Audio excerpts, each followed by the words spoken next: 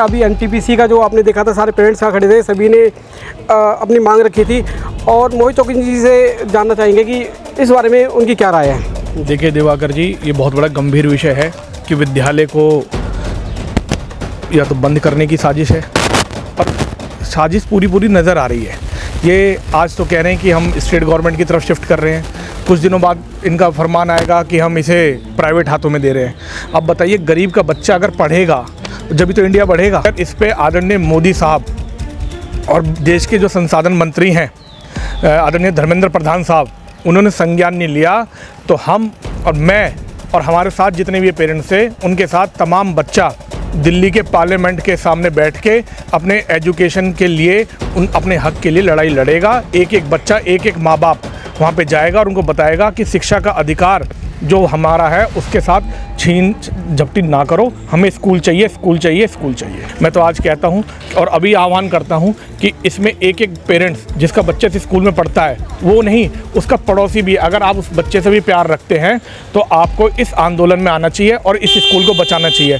क्योंकि धीरे धीरे एनटीपीसी की ज़मीन इस सरकार के अंदर किसी और हाथों में चलेगी तो ये स्कूल भी चला गया तो हमारे बच्चे शिक्षा से वंचित हो जाएंगे। कुछ लोगों को कहना है कि केंद्रीय विद्यालय सेंट्रल गवर्नमेंट से स्टेट गवर्नमेंट में जाएगा तो क्या फ़र्क पड़ेगा, इस बारे में क्या कहना चाहिए? सर ये बताइए ना, उन्होंने तो कह दिया, क्या फ़र्क पड़ेगा? एश्योरेंस क्या है ये बताइए ना मुझे। एक चीज़ पूछो कि आप केंद्र में मंत्री हो, आप एक काम करो, स्टेट के मंत्री हो जाए। हाँ। केंद्र के छोड़ दो, प्रधानमंत्री को बोलो जाके मुख्यमंत्री बनो गुजरात में, यहाँ मत बैठो, फिर इस योग्य नहीं हो आप।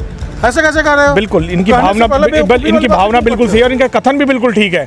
अगर आप आपको अपग्रेड करना चाहिए, स्कूल में 2 मंजिल और बनाओ, बच्चे बढ़े। आप तो बल्कि स्कूल को कॉलैप्स करने पर लग रहे हो। ये व्यवस्था एजुकेशन को तोड़ना चाहते हैं और ये नहीं होगा। इसके लिए हमें कुछ भी करना पड़ा, हम संसद का भी घेराव करेंगे और बच्चों को लेके जाएंगे साथ। और यहाँ के स्थानीय सांसद श्री रामवीर सिंह बिदुड़ी को इस बारे में संज्ञान लेना चाहिए, क्योंकि केंद्र में आप बैठे हो, हमारी आवाज़ को आप पहुँचा सकते हो, तो उनको भी अपने घर से निकल के इन बच्चों के साथ आज इस उमस भरी मौसम में खड़ा होना चाहिए था कि ये बच्चों की आवाज़ है, उनके माता पिताओं की आवाज़ है। अगर ऐसा होता है कि केंद्रीय विद्यालय को स्टेट गवर्नमेंट या एमसीडी के अंडर में ट्रांसफ़र कर दिया जाता है तो उसके बाद क्या स्टेप रहेगा आपका? देखिए, अगर ऐसा कोई स्टेप होता है तो पहले हम ऐसे स्टेप को उठने से पहले उस स्टेप के आगे हम खड़े पाएंगे, बच्चे खड़े पाएंगे, मोहित चौहान खड़ा पाएगा, क्षेत्र का एक एक माँ बाप, ये भाई जितने भी लोग हैं, एक एक बच्चा जो 1500-1600 बच्चा इसमें है वो भी साथ में जाए। हम पैदल उनके इस घर से पार्लियामेंट की तरफ चलेंगे और मोदी जी को कहेंगे बाहर आइए प्रधानमंत्री जी, हम छोटे बच्चे रिक्वेस्ट करेंगे, हम कोई वो नहीं है बच्चों के भविष्य के लिए, हम कोई आतंकवादी नहीं है, हम भारत के निवासी हैं, हम उन्हीं के नागरिक हैं, उन्हीं के ही मतदाता हैं। इस आवाज़ को, इस वीडियो को आगे तक पहुंचाए हर एक पेरेंट्स।